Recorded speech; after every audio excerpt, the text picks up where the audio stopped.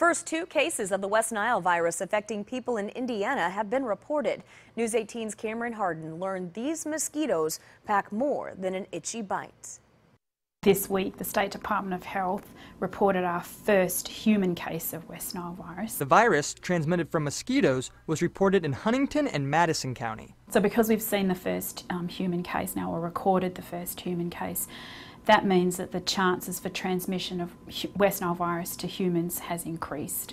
And so we are urging people to take precautions to prevent transmission of West Nile virus. According to Purdue professor of entomology Catherine Hill, this is not uncommon. It's something that happens every year, and it's something that people should be aware of. There are two distinct groups of mosquitoes, Culex and nuisance. Nuisance are the type that prefer flood and swampy water. They usually have a painful bite that you feel immediately. However, they do not carry the virus. The Culex mosquitoes are the type you need to look out for. The Culex mosquitoes that transmit West Nile virus, they're often associated with standing water. So if we've had a rainfall event and you've had some rainwater collect in some pots around the house for 3 or 4 days, then you might actually get Culex mosquitoes breeding in that site. While Hill says there isn't a need for panic, it is important to take as many precautions as possible to decrease your chances of contracting the virus. One of the things that we think is very effective is to make sure that you don't have any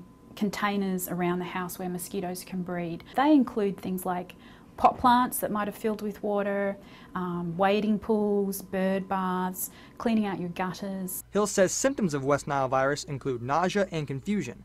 She says a person should see a doctor if they experience any of these symptoms. Your chance of acquiring the disease and your chance of acquiring the very severe form of the disease are quite low. Hill says this is a cycle, and while it may sound intimidating, this is just part of Indiana summers. As we go into fall and then into sort of colder weather, those mosquito populations will decrease. Then they will be ready to go next year to start off the West Nile virus cycle. Reporting in Tippecanoe County,